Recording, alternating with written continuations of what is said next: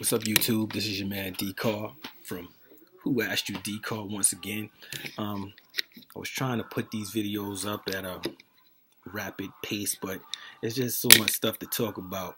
I was like, I had to wait until I really had a topic that I really wanted to talk about, and I think I got one. But before anything, hit the follow button, subscription button, and a notification, so that way you know when I'm making a video.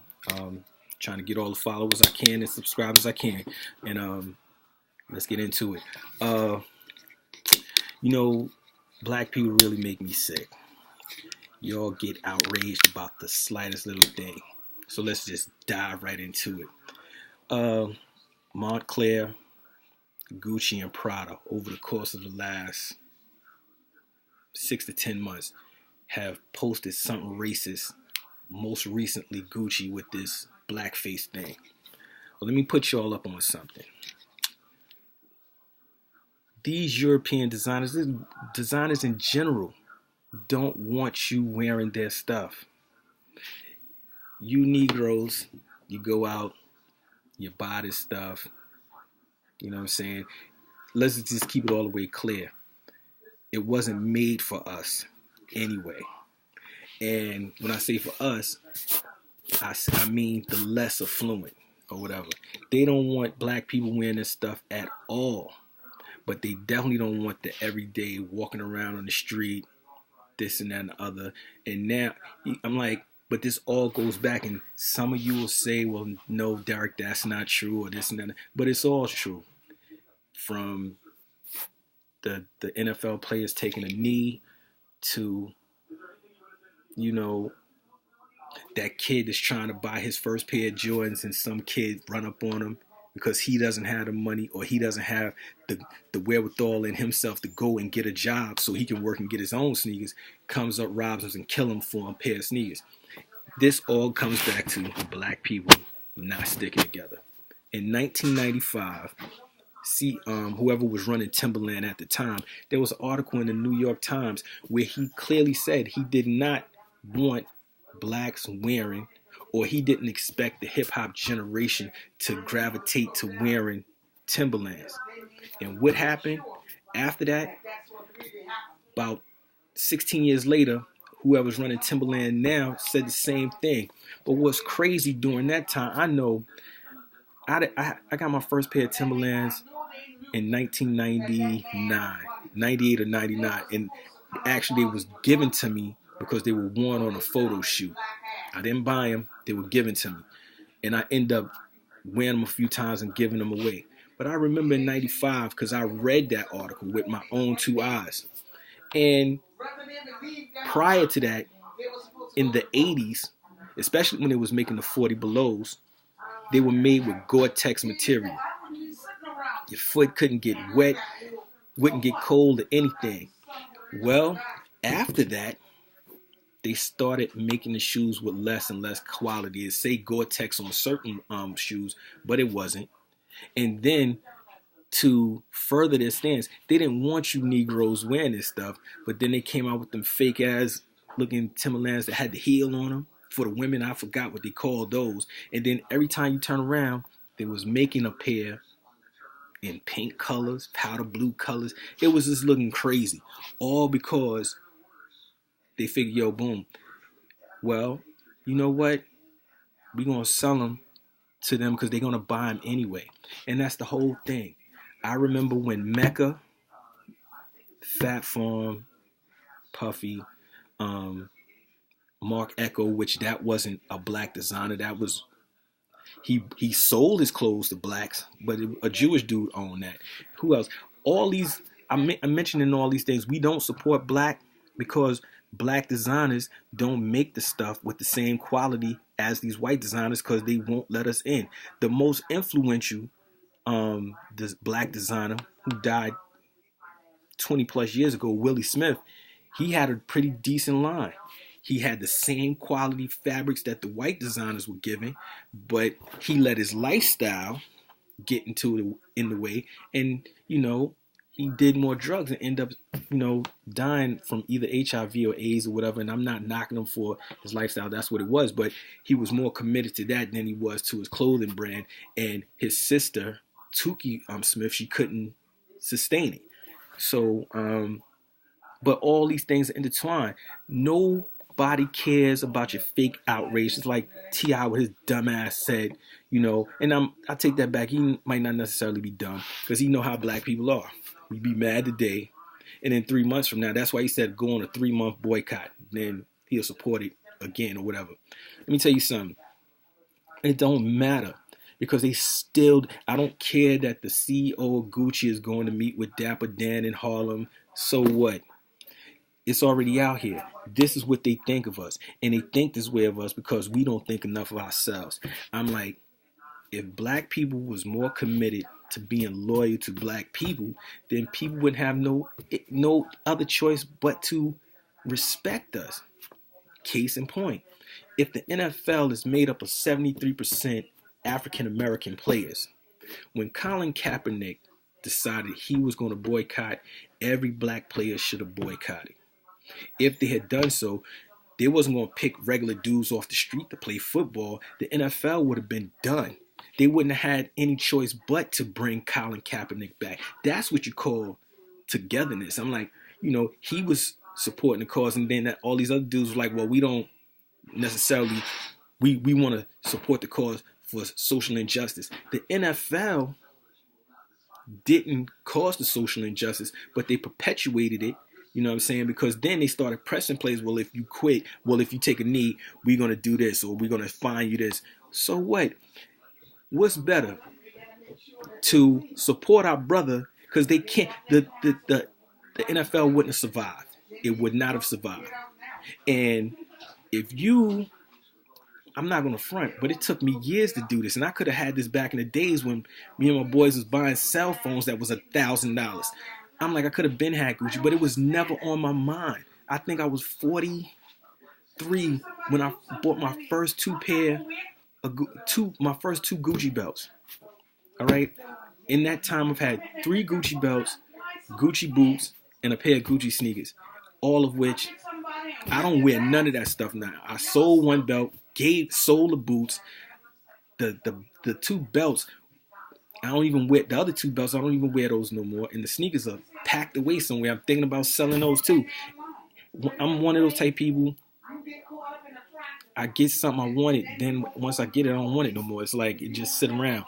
So I've never been impressed with labels and this and that because I've always had good stuff from when I was a kid, from when me and my friends was growing up.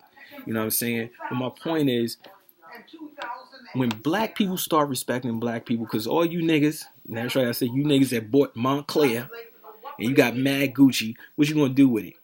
What you gonna do with it? You gonna throw it away? I saw some people burn it. I hope you insured it before you burned it, because at least you could have got some money. But then you can't even get no money back for it because you burned it. You know what I'm saying? So you just wasted money. You know what I'm saying? I'm like, I'll give you another example. When Birth of a Nation, black people don't like to see slave movies and this and that and the other. But when Birth of a Nation came out, that should have been a movie that everybody black should have supported, whether it was about slavery or not. You know what I'm saying? It was a real story. My man, I can't think of his name, but he invested his own money, and he spent $8.5 million of his own money to make the film.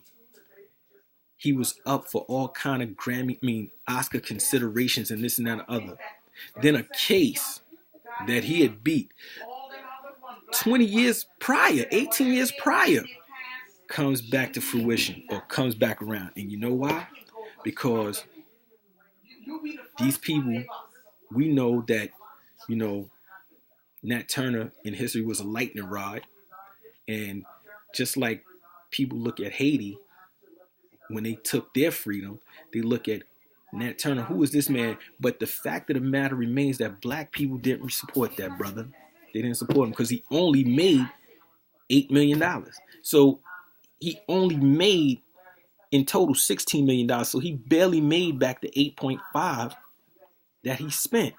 But it should have made so much more money. But then on the other hand, and I know a lot of you niggas That's right.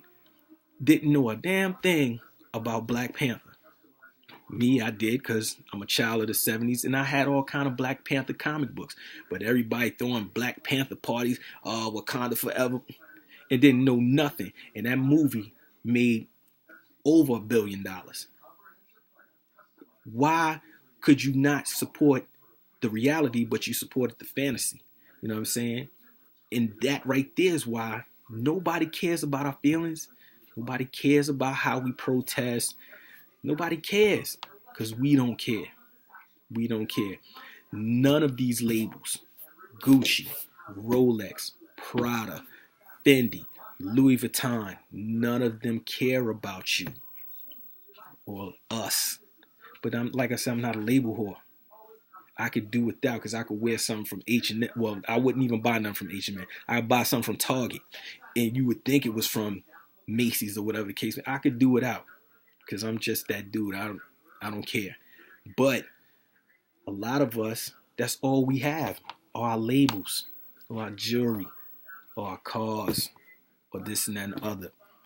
But if I was selling, like, I get LeVar Ball when he came out the door selling $495 sneakers. But them sneakers look whack. And that's another thing with us. We're not afforded the same opportunities when it comes to the same clothing and materials that it takes to make these clothes. That's why somebody like Ralph Lauren, who started Polo in '67, because of the connections that they have, they can sustain time. Puffy clothes look whack. When they first appeared on the scene, they look whack. Black designers, their stuff, it looked whack after time because it stayed dated. It's not fresh. It's whatever designers that they got, they're not taking the same amount of time, in my opinion. This is my opinion. But where's Russell Simmons clothes? I think Russell Simmons blue label or black label. He would make suits now. What about FUBU? I'm like, FUBU might have been popping up. And honestly speaking, I've never worn any. I think I had a Sean John denim hat. FUBU was always whack to me. I don't care how much money they made. Karl Kani was super big, although Karl Kani cross colors in the early 90s, it was killing it. It just wasn't my thing. You know what I'm saying? I had a couple of Mecca hats because Mecca, and I had a nice zip-up shirt from Mecca, but what happened? What happened to all these brands? Because we stopped supporting them, or they couldn't progress with the times. You know what I'm saying? I think everybody that's still around from that time, look at Rockaway. Does Rockaway even exist anymore? And I think I got a Rockaway sweatshirt a couple of years ago, black and white sweatshirt that said Brooklyn on it. And but they don't even have no clothes anymore because they was up to that point, they were still making their stuff big. I'm like, at the end of the day, if I had a label, I wouldn't even let people know I was black. The name wouldn't represent me. I would use my father's first and my my father's middle name and my mother's last name, and I would create a label from that, and nobody would never know it was run by a black man. And I would get the top designers I could to create all kind of things for me, and I would sell it like that and go from there. I'm like, because I don't know what it is with the black designers, but all this fake outrage and this and that, because you niggas gonna be right back in the store getting your little Gucci and your little Louis and this and that and the other. But when Odell opened his t-shirt shop on the corner and he want to charge you $40 for a t-shirt, you gonna get mad and be like, well, come on, give me the hookup. But then you're gonna spend $125 on a Yves Saint Laurent t-shirt. See where that makes sense? It doesn't. You know what I'm saying? So agree with me if you want. If you don't, really don't care. The truth is the truth. And these are facts. I'm like, if black people took the attitude that Jewish people took and said no more, or we just took the attitude that blacks had in the 50s, around the time when they had that bus boycott, and they told all the black people, I think it was in Alabama, I could be wrong, don't ride the bus. And nobody rode the bus. and it damn near crippled the economy. But there was more unity then.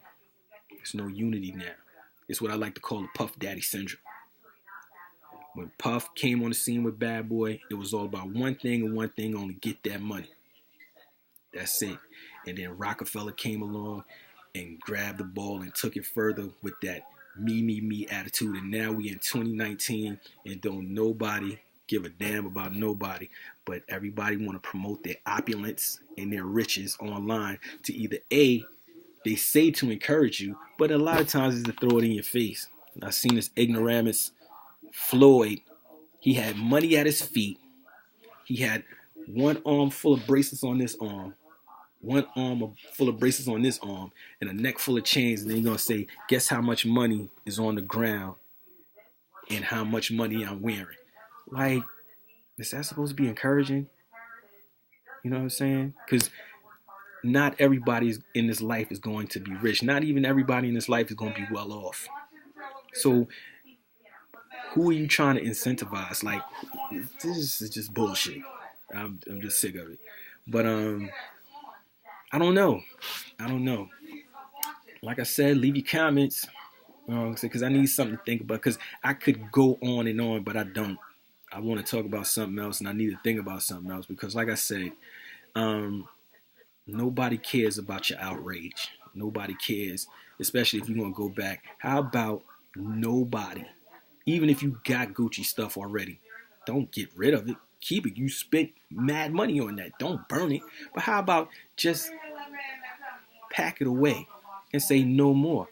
I got a friend, and I know she got mad Gucci bags, mad Louis bags. She would be a fool to get rid of that stuff unless she was going to sell it.